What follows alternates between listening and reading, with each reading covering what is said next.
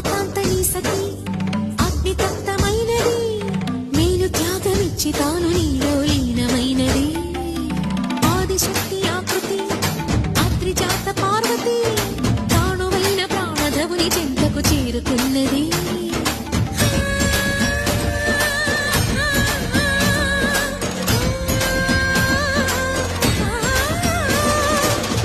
భువికి తరలించేలా ధరణి దివిని తలపించేలా